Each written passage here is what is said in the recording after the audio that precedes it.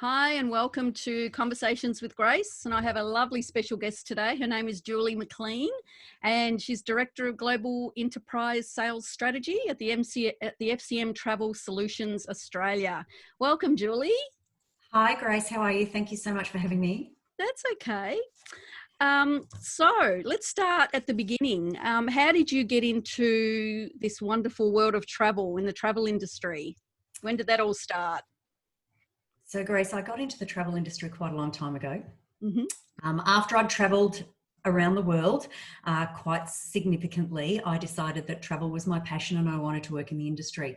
So I will tell you, it was early 90s. It's all right. We don't have to get into time. And so the way I knew to go out and try and get a job was to go to recruitment consultants. So I found the consultants that specialised in the travel industry to be told that you can't get a job in the travel industry unless you have experience in the travel industry. Mm-hmm. So the traveling experience I had didn't count for anything, unfortunately, and they literally did not even have the time to even meet with me and advise. So what I went about doing was I went about educating myself, and I got a diploma in travel and tourism, which I actually studied. We would now do that online, but at the time it was actually via post. By post? Interesting. Oh my God. And I also put myself through a GDS course for a week. So I attended the Galileo offices and did Galileo quick start training so that I could become a travel consultant proficient in Galileo. Now, I didn't realize at the time that not all travel agents actually used that particular GDS system. So it was only by pure coincidence one day as I was walking through Melbourne Central, there was a Flight Centre retail store just as you enter the train station there, and I walked in there, and because I walk past it every day and they seem to have a lot of fun in there.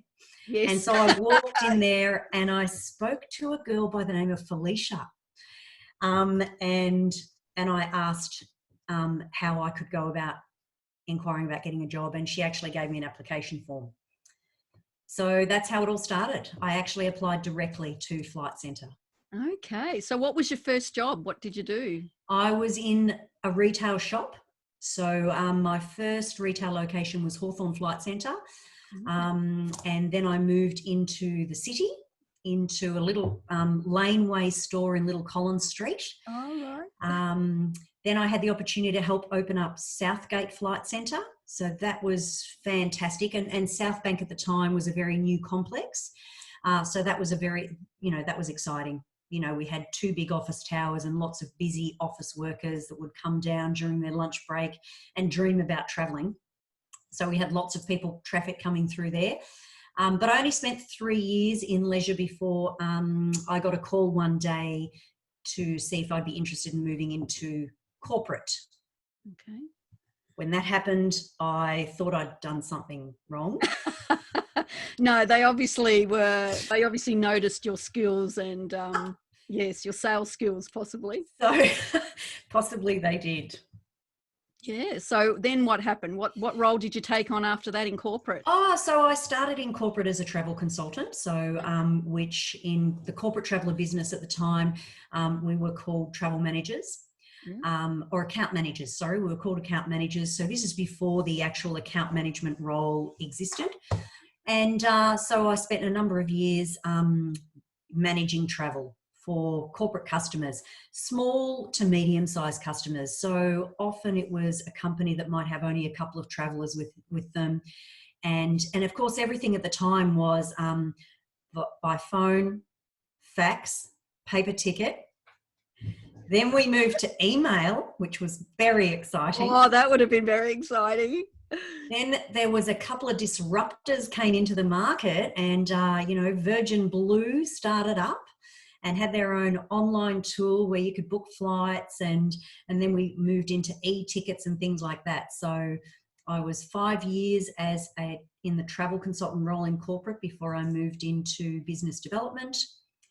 I worked for our spent a lot of time with our corporate traveller business, but I also worked in the campus travel business and the FCM Travel Solutions business. So looking after a whole range of different customers, from small, local to universities and academic travel programs, which are very, very complex. And now in the FCM space, looking after global programs. Wow. You've come a So it's long way from the beginning, quite from a the early journey. 90s. So do you know what? In thinking about our conversation that we were going to have today, Yeah. and it was funny because it was only about half an hour ago, I remembered that recruitment consultant telling me I couldn't get a job in travel unless I had travel experience. Yes. Yeah. So it's a bit of a catch-22 comment. It definitely was. And it also is sort of, I think, a lesson that when someone says you can't do something, you find a way. You do find a way. You do find a way.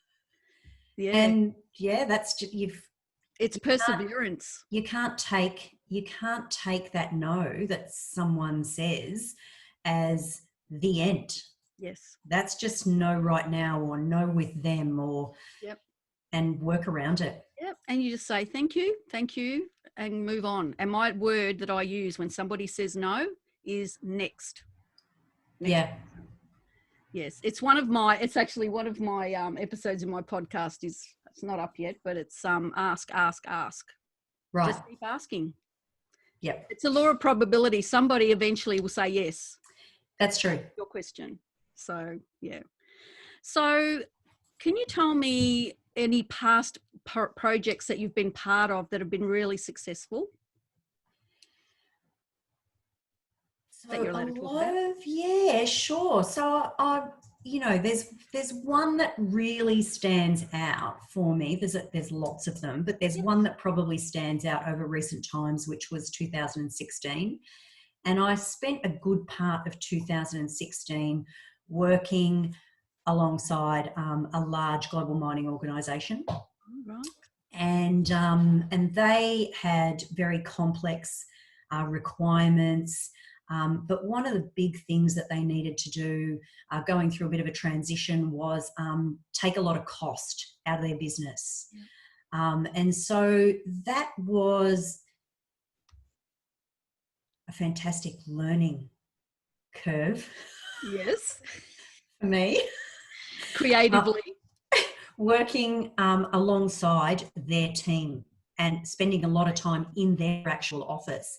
Right. And actually delving into mining operational and on-site logistics, and what solutions there might be available to actually help remove cost out of the mine site operational side of things, as well as just the travel program. So it went beyond a client supplier relationship, and I really became embedded in their business to help sort of holistically look at streamlining processes, making processes more efficient, and taking cost out of their business. So, and it did last a long time, that project. Yeah. So you would have had to actually learn as a rookie from the start all about their business to be able to help them. Yes. Yep. So that's amazing. But it was a fantastic opportunity. That was a fantastic opportunity that was presented to me, and also it gave me the opportunity also to get into the psyche of the customer. When I've predominantly spent most of my life as a supplier providing services, it gave me that great opportunity to look at how a customer evaluates cost models and solutions.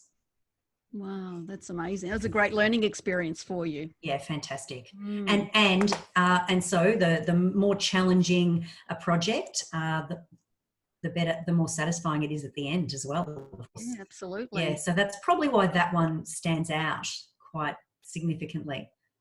Okay, so what are you working on? Is there any major project you're working on at the moment? Would you believe that during this particular period, I am busier than ever. That was my next question, but yeah. I think I may be more busy. I think I may be busier as busy right now as I was back in that period in 2016. Alongside that customer that I just explained that project on in 2016, I had 2 other major projects going at the same time. So I had 3 massive projects on in 2016. It was probably one of the busiest periods I can remember in my career. So right now, this is isolation busy. Yeah. It's and a different type of busy, isn't it? It's a very different type of busy, and I bring this up regularly, and I was on a call about an hour ago with a brand new customer that we're just starting to transition into our business, which is very exciting because tenders have not stopped. Wow. Customers are still reviewing the market. They are still going to, doing their RFPs and their tenders, and which is fantastic because that means I get to keep very busy. But the busyness that I think we're all experiencing right now is that in my non-isolation life, I get up in the morning, I go to the gym, I come home, I get ready for work, and I walk through a beautiful park to go to the office. Lovely. Right now, I only have to walk from the kitchen to my office in the front room of my house to go to work. So I don't have that same downtime of that 20-minute walk to the office through the park. Yep. It's a 30-second walk instead. So we're working longer and we don't have that commute time, whether it's the train or the car or the walk to the office. We don't have that downtime that we normally get. So I think there is a bit of an isolation fatigue that people are experiencing because everybody is at work more. Yeah. The other thing that I used to say is I come to the office, or I go to the office to socialize, because if I'm really busy, I'll work from home anyway. Oh, okay. Yeah. Because I can get more done. Yes. Now I'm in that period all the time. I'm in the getting more done every single day. So where I could achieve a full day's work from home and achieve a full day's work in 3 hours, I'm now working maybe three days in a day. Yes, you're being more productive. Because the extra work that I can get done. Yes. So the socialization that we miss and how we get more time, there's no more kitchen conversations or hallway conversations. The water cooler conversation has disappeared. I was just going to say water cooler it's disappeared. And so I really miss all that socialization and having it over Zoom. So obviously you contact me and ask if I want to jump on and have a conversation. I'm like, yes, please. Of course. It's time to do it. Because I'm missing that human interaction that we have. Yeah, when we do go to the office. So, and that's why with the current events that are going on, I thought it would be a great idea to get hold of people. Whereas normally they might have been much more busy at certain times, whereas now I was quite surprised. I thought I'd get the feelers out. I sent a lot of messages and emails. And I got quite a good response, and I was quite amazed, So it's been great to have a talk with people that I don't normally talk to. Yeah, I think what you're doing is fantastic. So that's one thing. People are gravitating to that inspiration that you want to, put out there and share. But it's probably maybe a little of the other is that, maybe some people are starving that conversation as well. That's right. So back to your question, there's a lot of different projects going on. So our company has been really proactive in sharing information. I've been helping to formulate some of the communication that's going out and, just tailoring different communication to different customers as well. So last week I recorded a one-on-one conversation with a colleague that I shared with a customer. So just making it engaging in different ways. So the planning of that all takes a bit of time as well. yeah, a bit more in depth than a normal, like the average person that would walk into a travel agency to do something. Obviously, it's more in depth, complicated. What specific, like a typical corporate customer, Yeah. what would be the different requests that they would have as opposed to the average person that would walk into a travel agency? So the leisure and the corporate sides of the businesses are very, very different. Mm. So most of the customers that I now deal with in my particular role are global. So they have a multinational footprint. Oh, okay. They are looking after all of the people that I talk to, they're responsible for putting in place a travel program to ensure ease of travel, ease of communication, access to the best deals, but to make sure that all of their people are safe and secure when they travel. Okay. And at this point in time, that has become the biggest focus. So where companies may have sat back and thought, oh, look, I've got a great program. I've got a travel company in America that's looking after us, and I've got a different one in Europe and a different one in Asia, and I've got Australia and New Zealand sitting with another one. All of a sudden, COVID happened, and they realized that they have great programs and great suppliers, but too fragmented, and they need to pull it in together.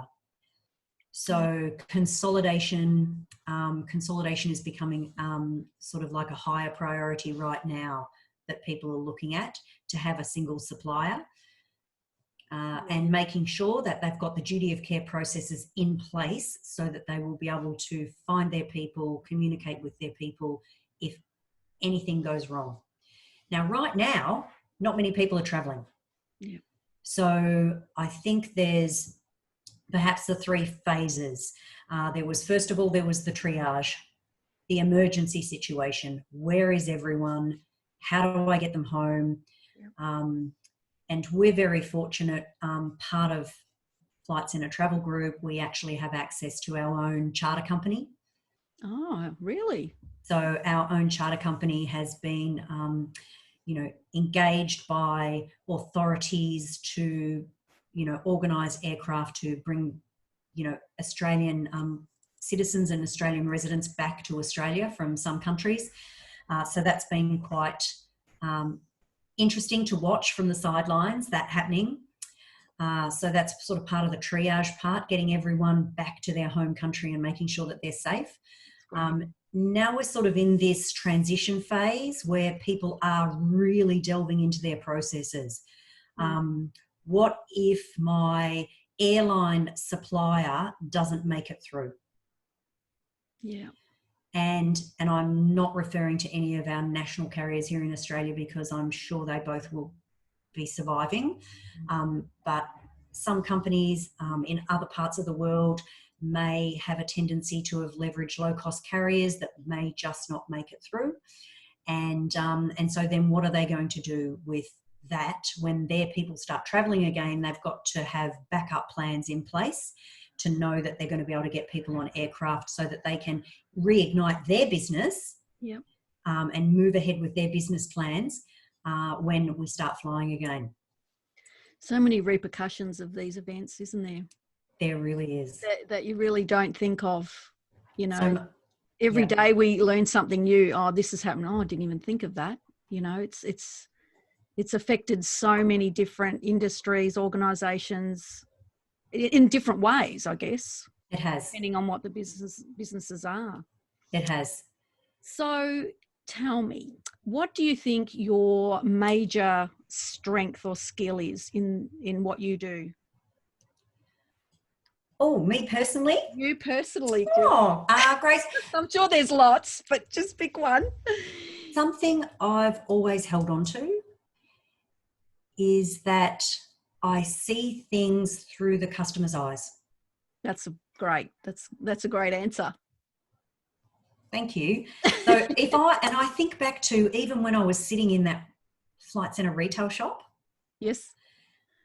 I would help a customer and give customer advice in the same way that I would be looking for that myself to receive. And now I think of it the same way in corporate. So regardless of, and the size of a corporate client, whether they're in one country, 10 countries, 30 or 50 countries or more, they get the same level of energy from me. So whenever anything gets communicated to them, I always look at it through the eyes of, is this something I can share with my people? If I'm the customer, is that useful for my people? Is that valuable to me? Yeah. So I always still see things from the customer's perspective. You said that, I read your bio, by the way, and you say that managing corporate programs cannot be achieved by technology alone. I know. I love it. So can you talk a little bit about that, about the people factor? So there's been a rush on technology, hasn't there? Crazy. Big rush on technology. And poor Zoom. Zoom's been overloaded. I know. What a great invention that is. Fantastic. Yeah. So technology is a fantastic enabler. Mm-hmm. But if you're traveling and something goes wrong, you pick up the phone. Absolutely. You don't open an app. You don't look on a website. You pick up the phone to call someone. If you've booked directly with the airline, then you have to call the airline direct. And I often will hear from people that, especially when a crisis has hit, that they will spend 3 hours on hold on the phone waiting for the airline to pick up. Yes, correct. So the importance of, and this goes for retail as well as corporate, if you've booked with a retail travel agent during these times, there's going to be a lot of people trying to contact them. Yes. But there's a 24-hour service. And so you're going to get to speak to someone. And our emergency service teams have been doing an absolutely amazing job. And it's all people. It's all the people. Yes. You still need that human factor, don't you? Yeah. The volumes of trips that have been postponed, cancelled, tickets put into credit, all that side of things has to be managed by people. Absolutely. Yeah. So I recently, and as recently might have been earlier today, had a conversation with a corporate customer who wanted to have the best technology in the industry to manage their program. Mm-hmm. And then as they were going through their review process, they realized, actually, the fanciest technology, they still need people, because it's people that are there to answer all the questions. It's people that are there to support. So if you're a corporate customer and you're going to have a round world trip, business trip, very important, you might be going to a couple of conferences, and then you might, have other business meetings in 2 or 3 other cities along the way. If you try and do that yourself online, it's possible to do.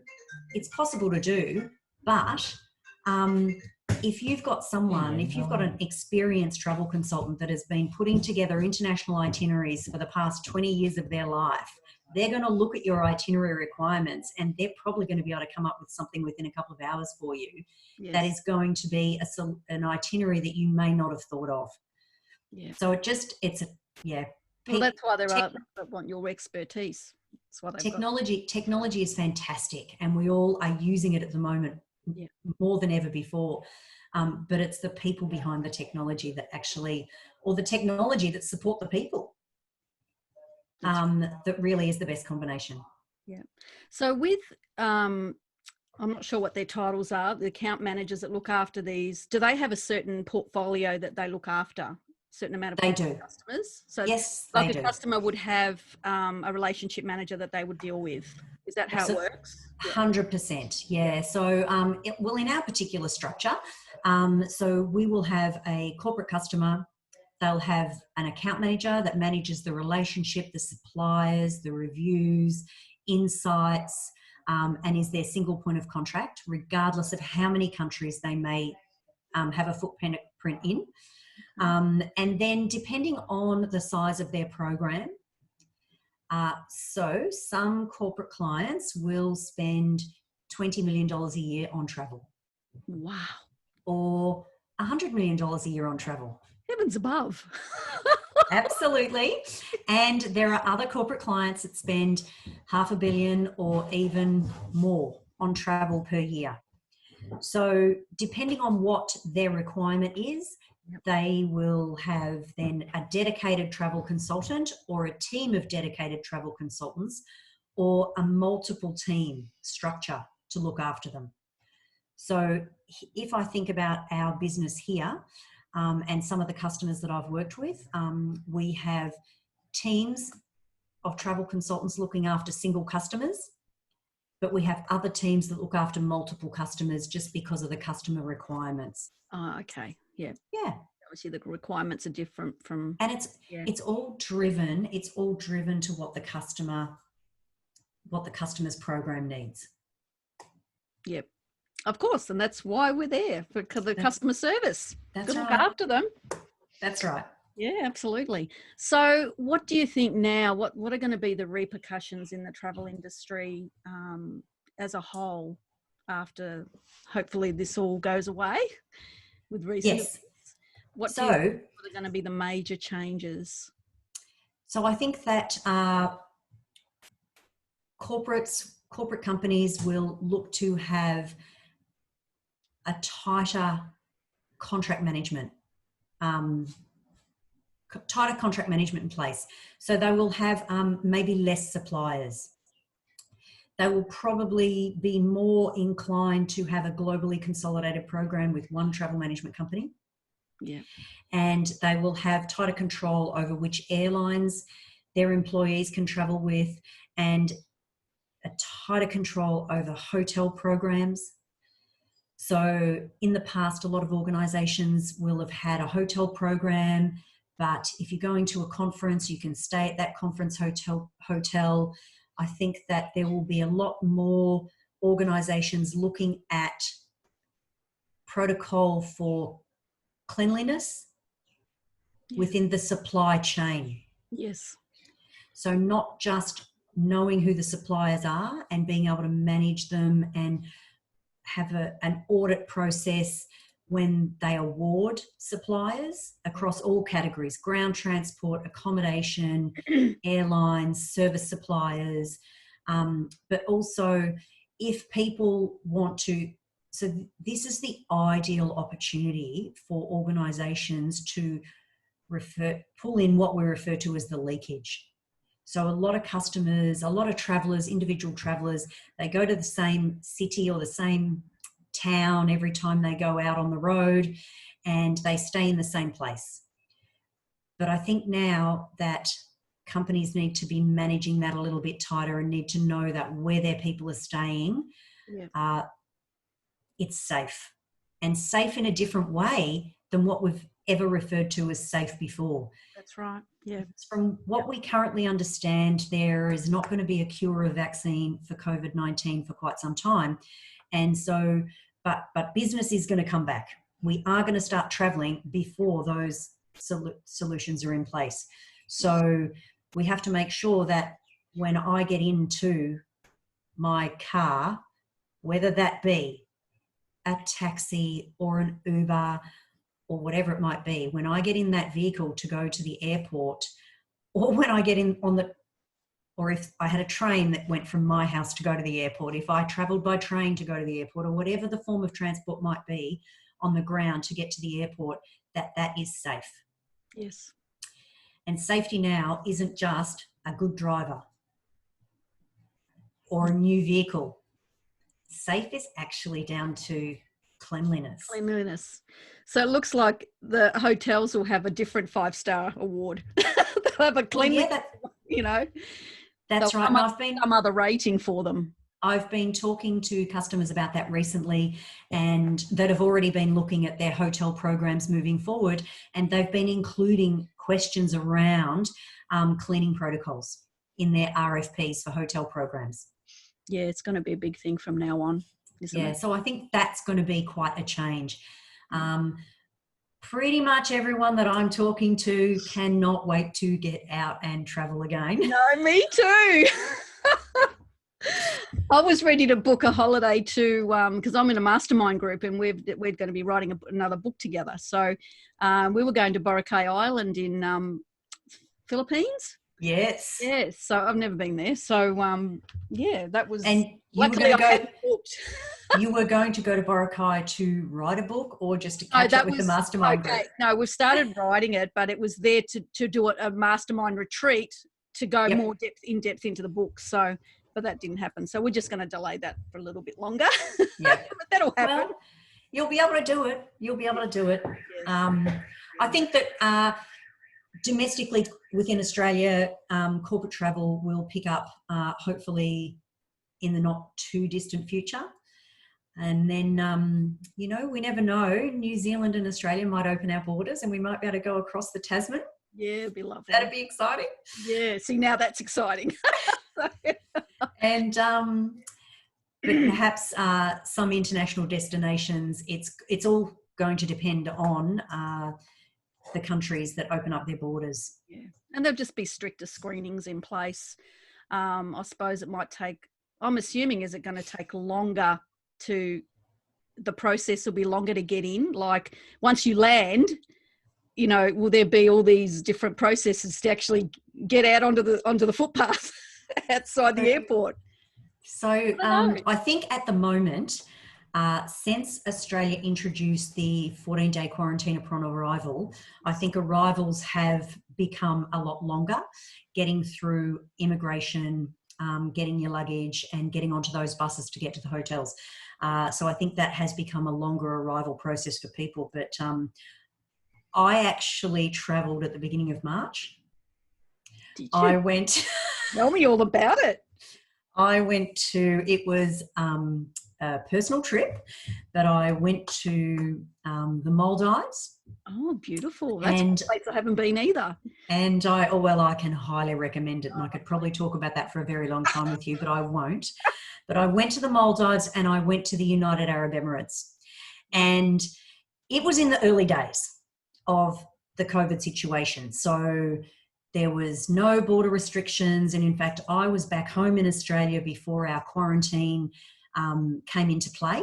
Okay, yep. So I was safely back in the country. But of course, all the news then started being about it's people that have been overseas that are bringing it back into Australia. So I sort of undertook a self-isolation myself, and I didn't go into the office just in case. Just in case, yeah. And I waited for that 14-day period, you know, for me to pass through that 14-day period. But arriving into the UAE and even into Mali Airport in the Maldives, they had infrared cameras. So it didn't take any longer, but there was signage and we were instructed to take our glasses off and look at the cameras as we walked into passport control.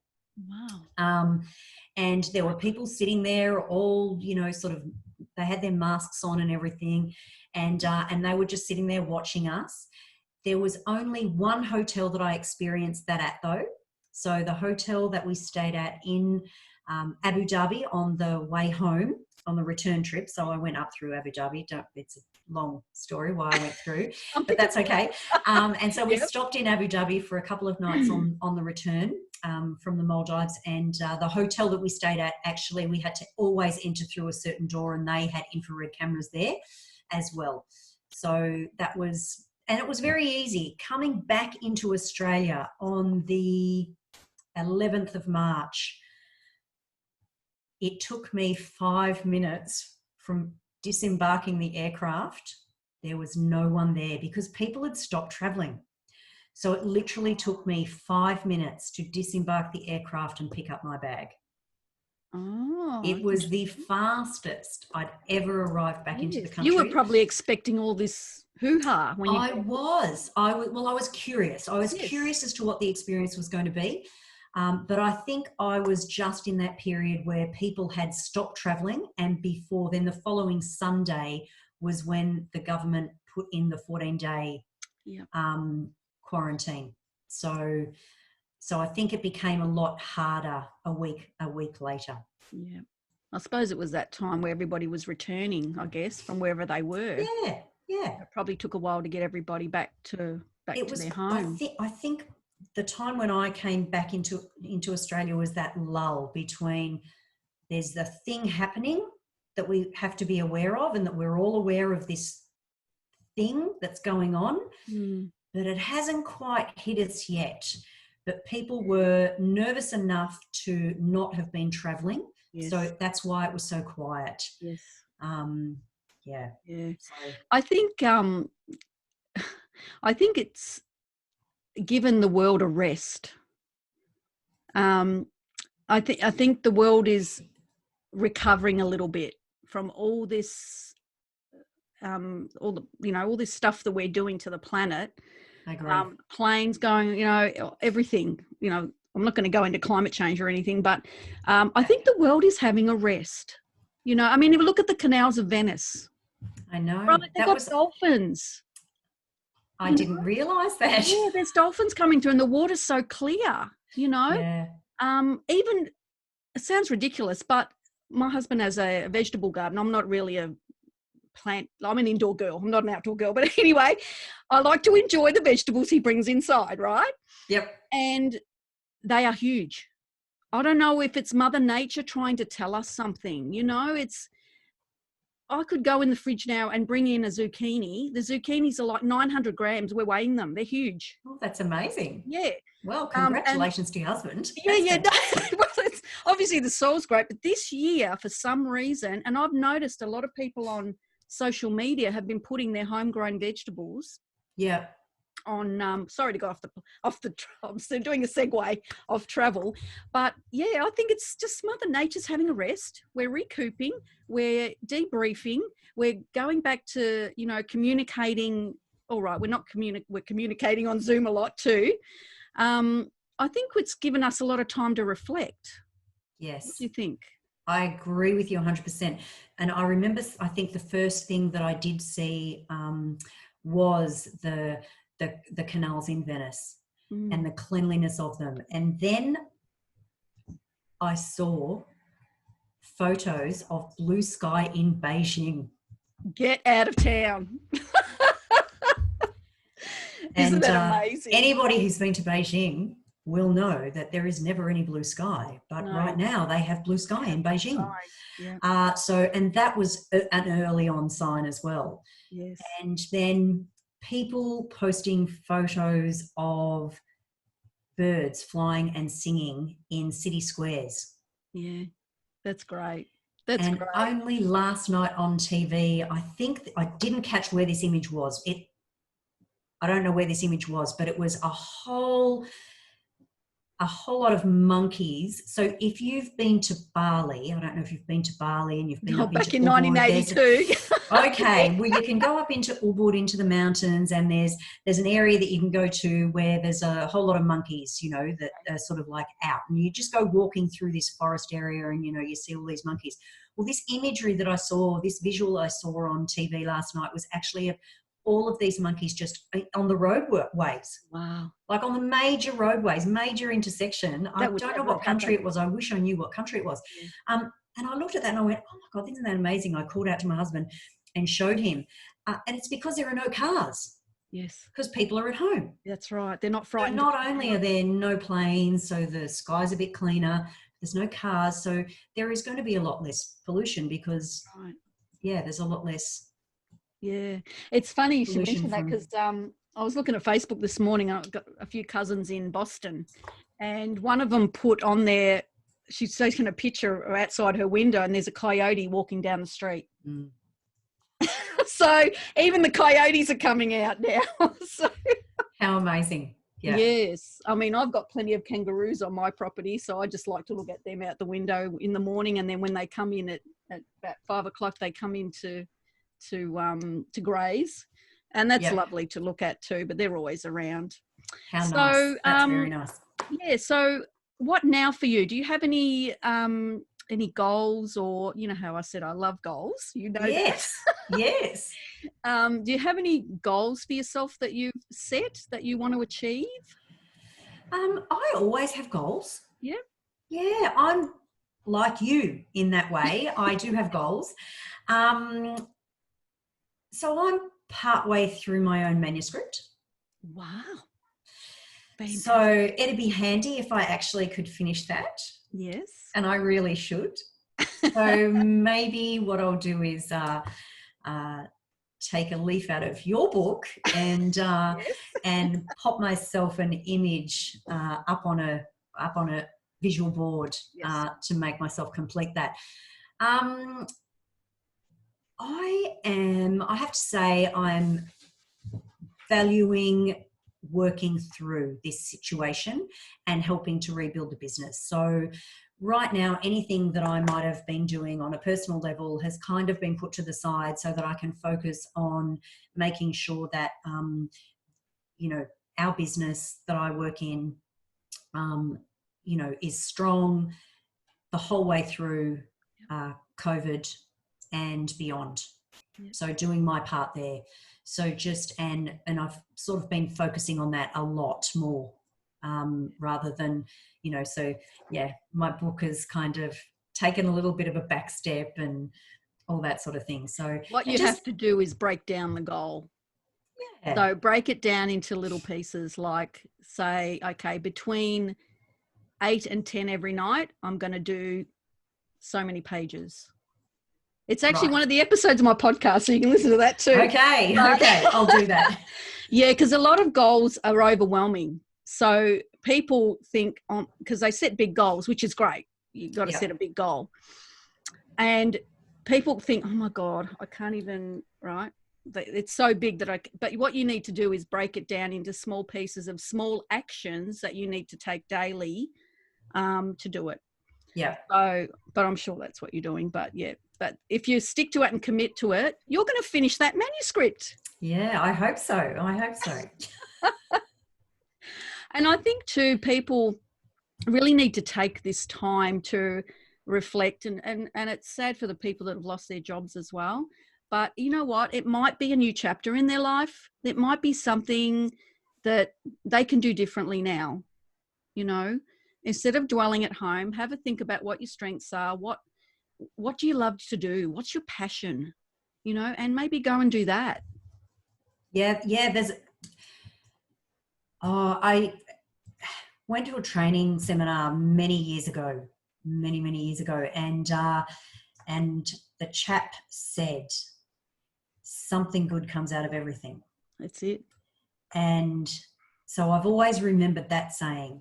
And of course, there's another saying that everyone will know, which is, what doesn't kill me makes me stronger. Exactly. Yeah, it does. And so for everyone in our business that is in that stand down period of hibernation that they've gone into during COVID, we hope that obviously we hope that everyone's okay. All of our teams are still in touch with each other. We have regular Zoom calls. We have Friday afternoon drinks. Yep. We have a Facebook Messenger chat group where we're sending silly jokes and images to just keep in touch with each other. You've got to have a bit of fun with it. Yeah. On our team level. But we hope that there will come the day where we can bring everyone back in.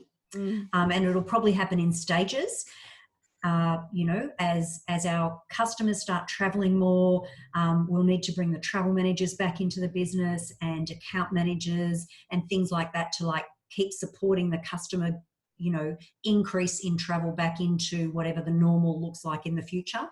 A lot of our people have been really lucky to get short-term work because there are some industries that have increased Absolutely. at this point in time because they're an essential service. Yes. And so some of our people have been able to get work with those organizations to, which will tide them over to when they can then, come back into us. And so the great thing about this period of time is that the term stand down has a strength connotation attached to it.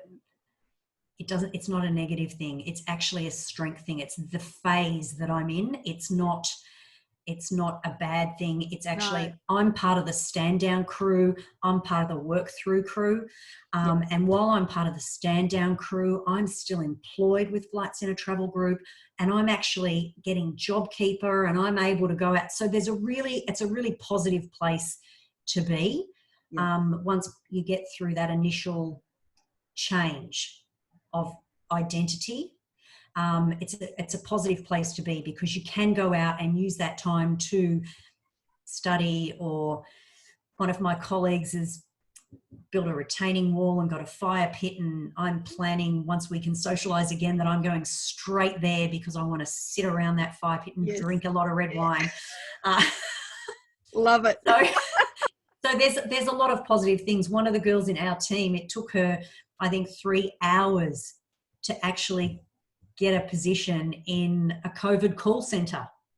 So Wow. a position, a role that would never have been available without COVID, she got that role within 3 hours of getting her letter that she was going into stand down. And now she's utilizing her amazing customer service skills in a different way. And I was in touch with her at the end of last week. Chit-chatting away, can't wait to have her back. But right now, we're all performing kind of different roles. All of us are performing different roles, whether you're work through or stand down crew. Yeah. So more jobs have been created because of this. You know, I mean, the Coles supermarkets, they hired so many new people. Correct. And an example of that is one of my clients is a flight attendant, and he's worked for, I don't know if I'm allowed to say, but I'll say it anyway. He worked for Qantas he's worked for Qantas for years and years and years. And he got stood down. Well, I don't know the right term, but he's obviously, you know, they can still go back. But he came in and he had the most wonderful attitude, and I was so proud of him, because most people would be very down and you know, woe is me, what am I going to do? He said, no, everything's fine, Grace. I'm fine. I'm just going to apply for the Coles supermarkets because they need people to pack the boxes for the online orders. Yep. And he came back 3 days later. He said, I got the job. It's great. I love it. He goes, yeah, it's fine. I'll do that for now. And, you know, it's not as much as what I'm normally getting, but I'm getting an income, you know.